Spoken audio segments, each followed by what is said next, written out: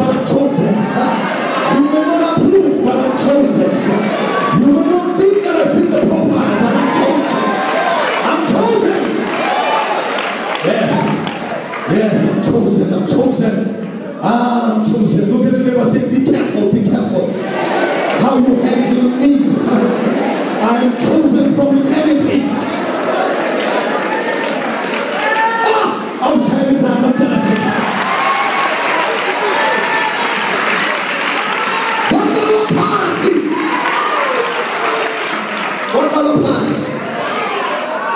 But you know, some can't. You don't fit the profile. I want to see more. So to mama and goes. But he said, Penny, I will tell you how we're on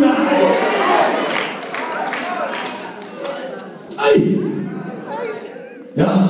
I can't talk bishop. I can't talk my commit. I can't talk my band. What can you talk Jehovah? I'm telling David, a mere shepherd boy,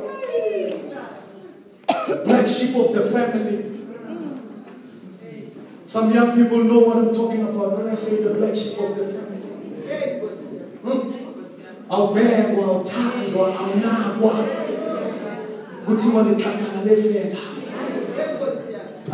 but you are chosen. Not even regarded by his own father. Imagine. It's one thing to be rejected by people out there, but to be rejected by your own blood. But yet God chose. He chose me. I'm the one. I'm the one. Jesus. I'm the one to right the wrongs of the past. Yes. I'm the one to restore the dignity of my family name. Yes. I'm the one to restore the values in my community. I'm the one to raise the beacon light of hope. I'm the one to push back the frontiers of poverty. I will be the first one because I'm chosen. Come on, give Jesus a clap.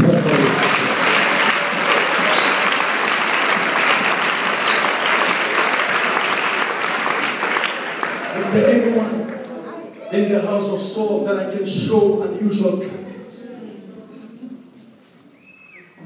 There are three things that I want to leave with you here as I go to my seat.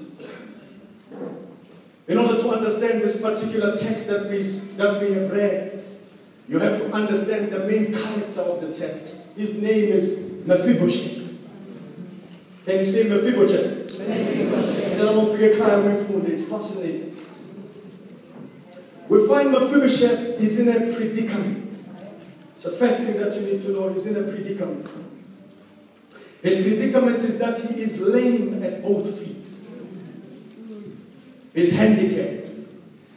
He's lamed, just a little history, he's lamed because when news broke out of the disaster that had befallen the household of Saul, that Saul the king and his son Jonathan had fallen in battle, and that the ultimate price, and paid the ultimate price in the hands of the Philistine army. This sent chills in the household of Saul. Panic and fear gripped the entire household. They knew, as it was common practice, that any incoming king, in order to consolidate and legitimize his authority and his rule, he had to make sure that any potential insurrection had to be dealt with and dealt with accordingly. So he had to, by any means, the household of Saul, they knew that the incoming king was going to destroy anybody in the legacy of Saul and Jonathan that would pose a risk to the future king. So everybody panicked and they ran for dear life.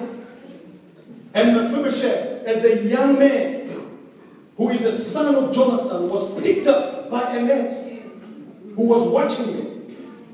And while running, Mephibosheth was dropped by the nurse. And as a result, He is lame at both feet. He's in a serious predicament, in a sense that he lacks the ability to progress at the pace at which God originally intended for him to progress. He does not have the ability to move. There are places he ought to be by now. There are things he ought to have achieved by now. Milestones he ought to have reached, battles he ought to have fought by now. Victories he ought to have won. But no, he's in a predicament. He's in a crisis of feelings. He's in a hopeless, debilitating and depressing situation. He is nowhere in life where he's supposed to be. He's incapacitated. I could imagine his frustrations. His forward movement is hampered and tampered with. He cannot move at the pace at which he was intended to move. He's in a predicament in that he was dropped. He was dropped and left hanging by someone who was supposed to look after him. It's one thing to be dropped by a stranger, but to be dropped by somebody who you trust, who's supposed to have your life and your interest at heart. He was dropped by someone who's supposed to take care of you. Dropped by a trusted nurse. You would think that the nurse would have handled him with a bit of care, considering he was royalty and heir to the throne of the nation of Israel. Trust me, there are some people who don't know how to handle you. In life, there are people, they can see something that you cannot see. You know, I have concluded that you see, God knows where He's taking you, and the enemy has caught a glimpse and a portfolio of where you're going. And so he's going to put every stumbling block, including the opinions of other people who do not know how to handle what you carry. You carry the presence of God. You don't come into this house by mistake as a young person. There is something that you carry that the society and the nation needs. And when you come here, don't come just for games or for gimmicks. Be serious about your life. Be serious about where you're going.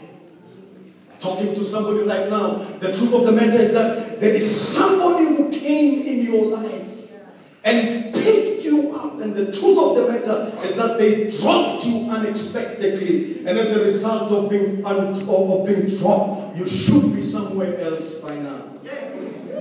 Should have achieved some successes by now. Should be in some boardrooms. You should be in some career path, but you are nowhere because somebody dropped you. Should be in the boardroom, should have achieved milestones, should have built that business, but somebody promised you. Father came into your life and said, I'll take you to school, but they inadvertently dropped you.